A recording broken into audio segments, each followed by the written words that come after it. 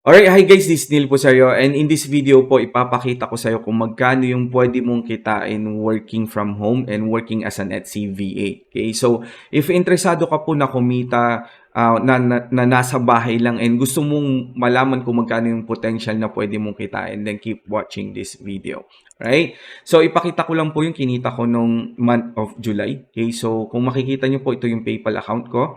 Sa akin po ito, okay, so Neil Brian po seryo and Mr. Empower po. Okay? So ito po yung mga pinadala sa akin ng client po. And sobrang thankful and sobrang blessed po ako sa client na to dahil every week po siyang nagpapasahod. So yan po yung mga favorite na client po natin, yung weekly magpasahod. Okay? So nung July 9, sumahod po ako ng 12,905 pesos po. Yung July 16, 10,000 pesos. Nung July 21, 10,431 pesos. And nung July 31, 21 yung kanina, sorry, mali ata na sabi ko. Nung July 31 naman, sumahod tayo ng 10,492 pesos. Okay, so ang total po niyan from one of my client is 43,831 pesos po. Okay? From my other client naman po, kumita ako nung July 2 ng 24,695 pesos. Yan po yung sinahod ko. And dito naman po sa isa ko pa pong client, okay, medyo natatakpan na po ata. Pero ang kinita ko po dyan nung July 28 is 26,100 pesos.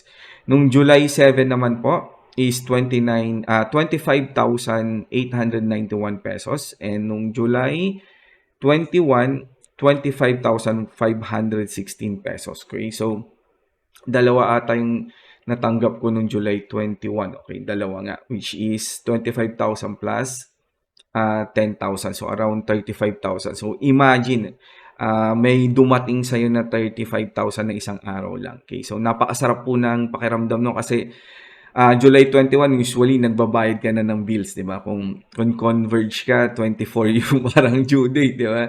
So, napakasarap po ng pakiramdam na parang hindi mo na po kailangan mag-alala sa bills eh. And I'm sure hindi naman po ganun kalaki yung converge, which 1.4 lang ganun. And ibang bills, with 35,000, kahit nabayaran mo na lahat ng bills mo, for sure meron ka pang matitirang 10,000 yan. So pwede mo, kung single ka, pwede mo i-treat yung sarili mo, mag-eat all you can ka, mag-Vikings ka, or maghapon ka sa Starbucks. Pagpunta mo sa Starbucks, di mo na po kailangan na isang kape lang iinumin mo, maghapon na. Hindi na po ganun, okay?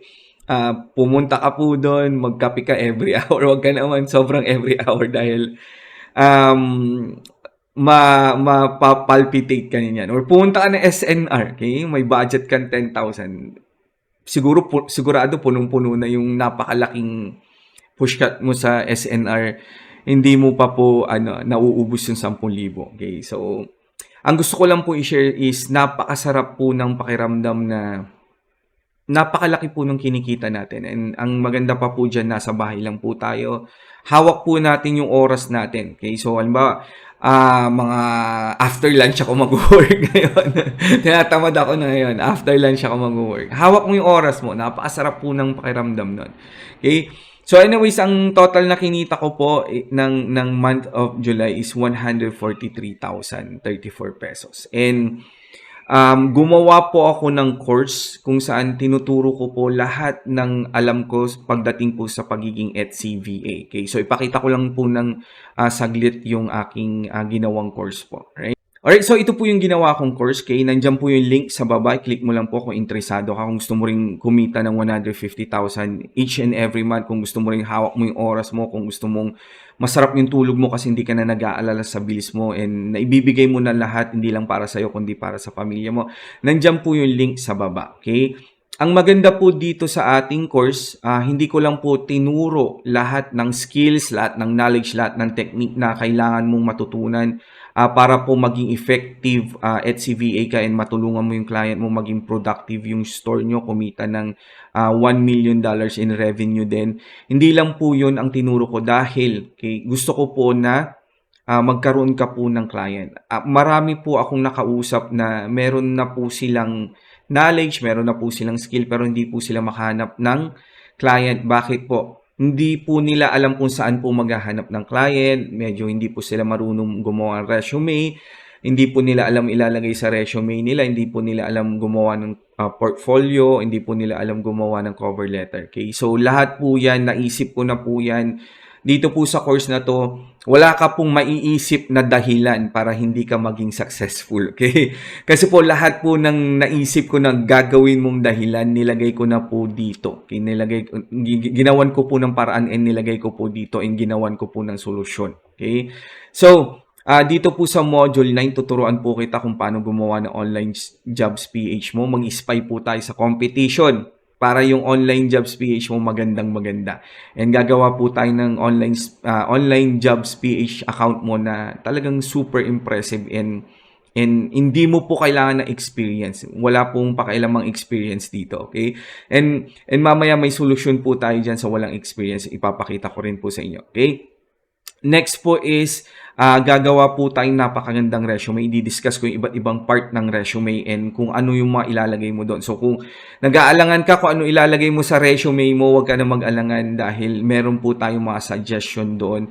Pwede mong gayahin, pwede mo rin baguhin lang ng konti. And gagawa po tayong online portfolio and marami pa pong iba. Okay? Kung nag-aalangan ka naman, alam mo na kung saan ka maghahanap ng client mo, alam mo na lahat ng knowledge and skills para maging productive kang HCVA. Next naman is ang pinoproblema mo kung paano sumagot sa interview. Meron na rin po tayong solution dyan. Hindi mo na po kailangan mag-alala kung ano yung mga isasagot mo sa mga questions dahil meron po tayong anim na modules po or 6 na lessons po kung saan sinasagot ko lahat ng mga questions na natanong po sa akin. So, hindi ka na po kailangan mag-alala kung tama ba yung sinasagot mo, kung ano isasagot mo. Okay? And finally po, para dun sa mga nag-aalala dahil wala pa po silang work experience, okay? Wala pong problema dyan dahil meron po tayong mga on-the-job training po. Yung mga on-the-job training po, pag natapos mo yan, pwede mo na pong tawagin yung sarili mong SEO expert, product listing expert, product research expert, POD expert, and so on and so forth po. Itong mga worksheet na ipapagawa ko po sa inyo, ito rin po yung mga pinapagawa ko sa aking mga teammates, okay? Ito rin po yung sinasubmit nila sa akin on a daily basis. Ito rin po yung pinapagawa ko sa kanila. Anong ibig sabihin po niyan? Ibig sabihin po niyan, meron ka na pong actual work experience. Para pagdating mo po sa interview, alam mo yung script na isasagot mo, and talagang meron kang experience. Hindi po sasabihin ni client, kahit i-claim mo nga na meron kang 1-year experience, hindi ka tatanungin ng client mo kung totoo ba yan dahil masasagot mo po ng maayos yung mga tanong nila dahil nga po dito sa mga worksheet na ibibigay ko sa iyo. Siyempre, kasama pa po dyan yung pag-aaralan natin lahat ng aspeto po ng Etsy. Okay, so pagdating po sa interview, super confident ka na. Okay, to the point na gusto mo pang turuan si client na mali yung sinasabi niya na talagang ito yung tamang paraan. Halimbawa sa product listing pa lang, dyan pa lang pag tinanong ka about product listing, sobrang masasagot mo ng maayos yan na mai-impress mo yung mga clients mo. Okay?